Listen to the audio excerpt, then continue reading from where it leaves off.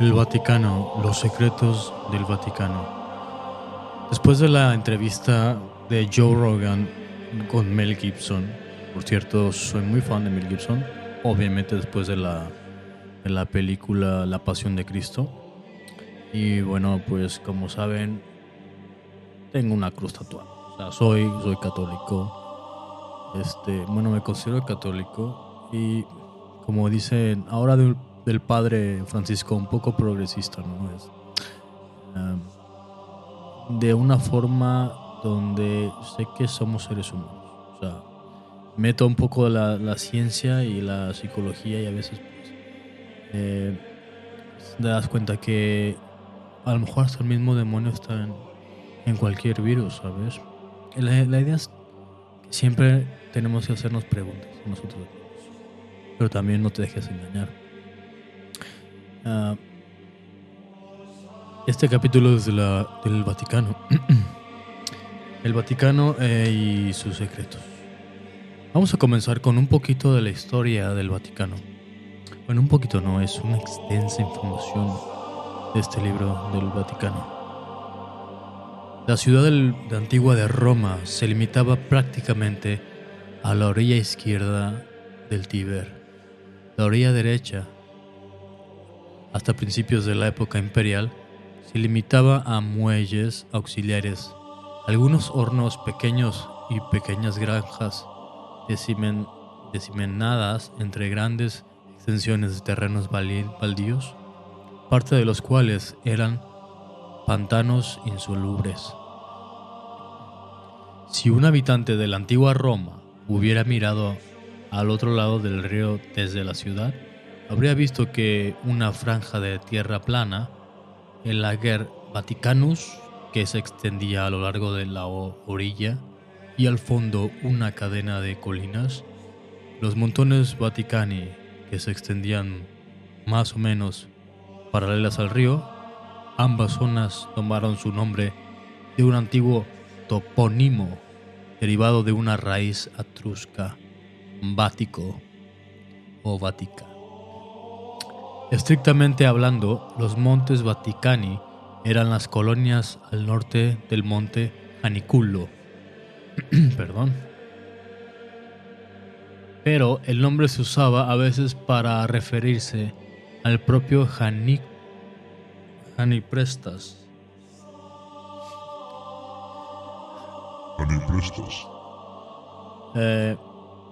Ya, bueno, un poco más serios, por favor. O incluso a toda la región. La propia vaguedad del nombre indica que la ciudad aún se había expandido para incluir el distrito al otro lado del río.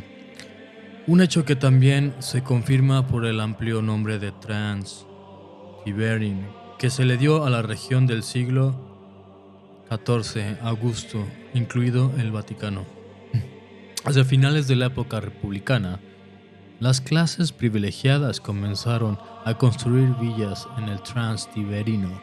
Agripina, madre de la emperador de Calígula, 37, el 45 después de Cristo, dispuso a los terrenos que rodeaban su villa unos grandes jardines que, junto con los de la familia Dominicano, formarían más tarde Horti Neronis, los famosos jardines del emperador Nerón. En el año 58 y 68 después de Cristo, Nerón completó el circo que había comenzado. Hoy se encuentra en la plaza de San Pedro.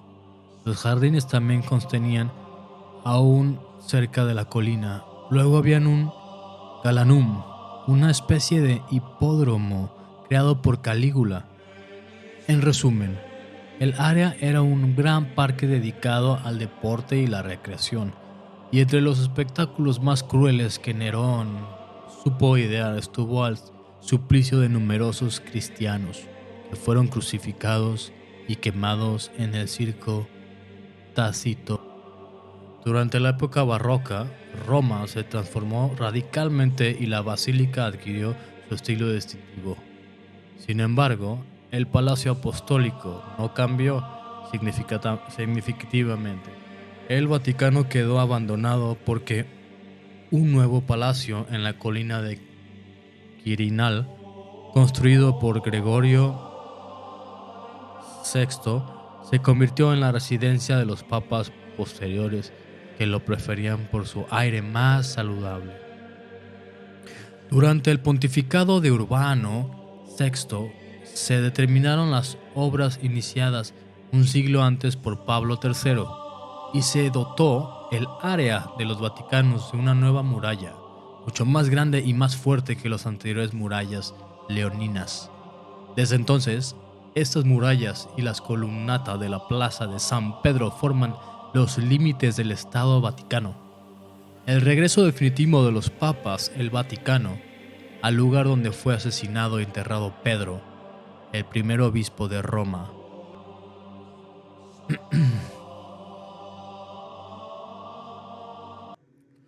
Ahora veamos la plaza de San Pedro, que es donde la famosísima plaza de San Pedro. La Basílica de San Pedro se terminó de construir en 1614, con la construcción de la fachada, cuyo estilo grandioso y efecto teatral son típicos del periodo barroco.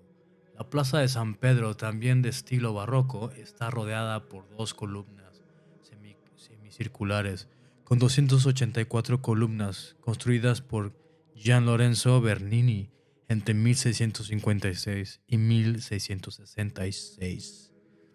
Durante el de Alejandro VII,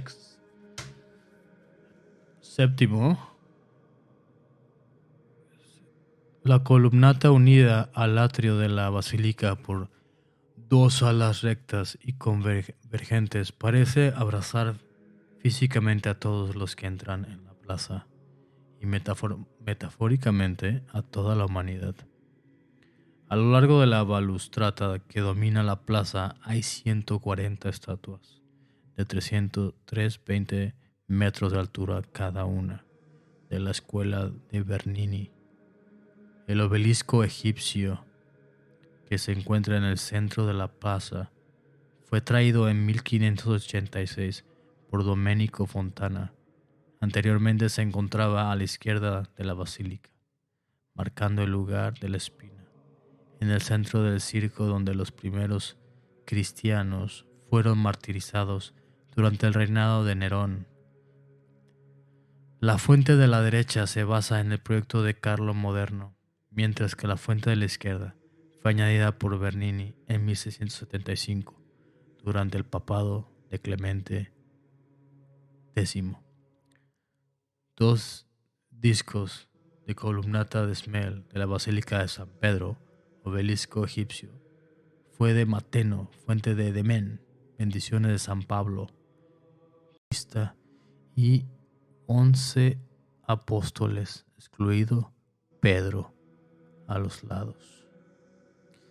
8 más tarde, en el siglo XIX, la estatua de San Pablo a la derecha, obra de Adamo Tadolini, y la estatua de San Pedro a la izquierda, obra de Giuseppe de Fabris, se colocaron en la base de la fachada, en ambos extremos de la escalera de Bernini. A la derecha de la basílica, detrás de la columna, se encuentra la residencia papal. En la penúltima ventana del cuarto piso, el Papa se aparece todos los domingos a mediodía y reza el Angelus junto a los fieles.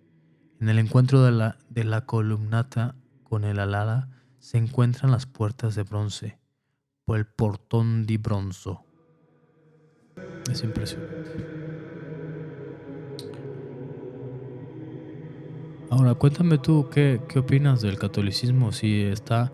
Yo personalmente vivo en un país escandinavo donde la religión pasada pues era la Norse, y el cristianismo, digo, es la rama más parecida al catolicismo, simplemente que no se venera a la Virgen como los católicos lo hacemos.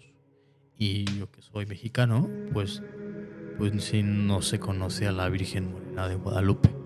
Más sin embargo, pues sí les cuento que como tenemos el amor a la mujer, ¿no? Y Y este es un país donde veneran demasiado a la mujer y es la patrona. Aquí las mujeres son las patronas. Entonces, pues es una mediadora, ¿no? Gracias a la Virgencita de Guadalupe, pues, o la Virgen, podemos hacer una muy buena tregua, católicos y cristianos, especialmente en este país escandinavo. Bueno, hagamos una reflexión del día de hoy, para terminar el episodio. Disculpen si se aburrieron un poco, como les comento, o como dice Mel Gibson en la entrevista de Joe Rogan, nadie de los que he visto se ha sacrificado por una mentira. Y el mayor sacrificio que hizo por la humanidad fue el Señor Jesucristo. Sí, la Iglesia Católica tiene pues ha tenido sus flaws, como dicen, sus fallos, pero somos seres humanos. Y al final hay que reconocer que Dios es nuestro creador. Y ya cuando tú aceptas eso, ese milagro, olvídate de Darwin, sí, olvídate de la teoría. La fe es la que te va a mover. La fe mueve montañas. Dejamos las reflexiones para otro video. Y no te voy a decir cuida, solo incluso los antiguos vikingos nórdicos te decían que las alabanzas a su Dios.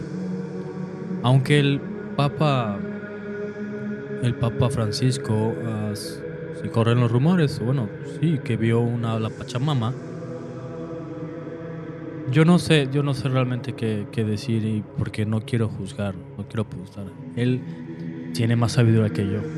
Entonces, al final de cuentas es la conexión que tú tienes con Él, con Cristo. Que Dios te bendiga y cuídate, que tengas un buen día, un buen domingo.